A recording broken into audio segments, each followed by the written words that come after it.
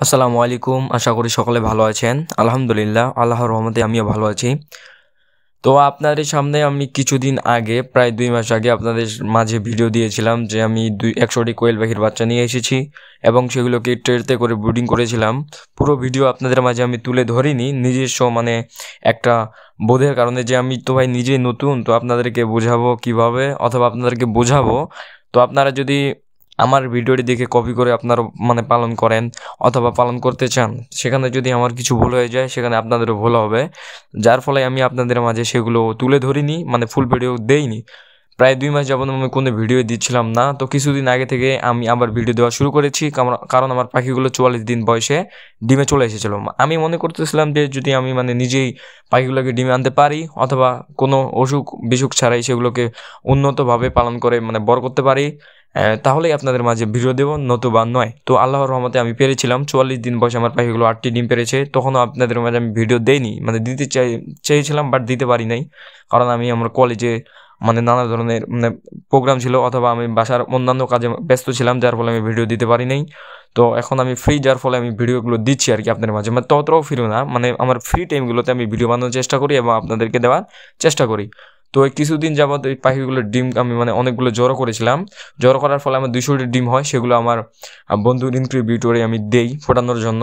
তো সামনে 16 তারিখে সেখানে থেকে আমার বাচ্চা বেরোনোর কথা। তো 16 তারিখ অথবা 17 তারিখের মধ্যে বের হবে ইনশাআল্লাহ।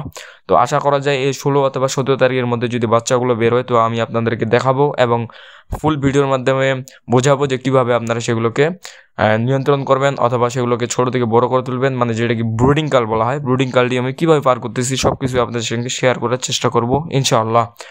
আমি যে বাচ্চাগুলো 100টি এনেছিলাম, সেখানে আমি প্রথমবারেই পালন করে ব্রুডিং করে নিজের মতো, সেখান থেকে আমি শুধু 4টি বাচ্চা মারা গিয়েছে, বাকি পুরো বাচ্চাগুলোই আমার ছিল, পুরোগুলোই বড় হয়েছে এবং সবগুলো থেকেই আমি আল্লাহর রহমতে ডিম পাচ্ছিলাম। তো সেখানে আমি দেখতে পাই যে আমার মহিলা পাখি খুব কম, মহিলা পাখি ছিল মাত্র 54টি, আর বেশিরভাগই ছিল এগুলো পুরুষ পাখি। 100টির মধ্যে শুধু 54টি মহিলা পাখি আর বেশিরভাগটাই ছিল আর কি পুরুষ পাখি, যার ফলে আমি ডিম একটু কম পাচ্ছিলাম। তো পরে আমি গুনে দেখি যে এরকম এরকম অবস্থা। প্রথমে তো আমি বুঝতাম যে পুরুষ পাখি কেমনে চিনবো, মহিলা পাখি কেমনে চিনবো, এরকম একটা অবস্থা। নতুনরা তো স্বাভাবিক এরকমই হয়। আমি জানতাম না যে কয়টি মহিলা রাখবো, কয়টি পুরুষ রাখবো আমার খামারে। আমি সাধারণত ডিমের জন্য এগুলোকে পালন করতে চেয়েছিলাম। তো পরে আমি পুরুষ পাখিগুলোকে বাতিল করতে পারি নাই। বাতিল করতে না পারার কারণে সেই পাখিগুলো আমার থেকে যায় এবং সেগুলো আর কি বড় হয়ে ওঠে, এবং সেগুলো আর বিক্রি করার ইচ্ছা আমার মনে জাগে না, যার ফলে আমি সেগুলোকে রেখে দিই। আমি চিন্তা করি তাহলে বাচ্চাই ফোটাই, যেহেতু আমার বন্ধুর মেশিন আছে কাছেই, চীনা পরিচিত মানুষ, তার কাছে ফোটাবো, তাকে কিছু টাকা দিয়ে দিব, হয়ে গেল। এই জন্য আমি আর কি রাখছি পুরুষ পাখিগুলো। তো আপনারা যারা ডিমের জন্য পালন করবেন, তারা অবশ্যই পুরুষ পাখিগুলোকে বাদ দিয়ে দিবেন, আমার মতো করবেন না, না হলে আমার মতো একটা লসের সম্মুখীন হয়ে যাবেন। তো লস যতই হোক, আল্লাহর রহমতে আমি শিখতে পেরেছি, এটাই আল্লাহর কাছে অনেক অনেক শুকরিয়া। তো আপনারা যারা পালন করতে চান, অবশ্যই আমার ভিডিওগুলো ফলো করতে পারেন। আমি আপনাদের মাঝে সকল কিছু তুলে ধরার চেষ্টা করব ইনশাআল্লাহ। তো সামনে 16 তারিখে অবশ্যই আমার ভিডিওটি দেখবেন। ধন্যবাদ।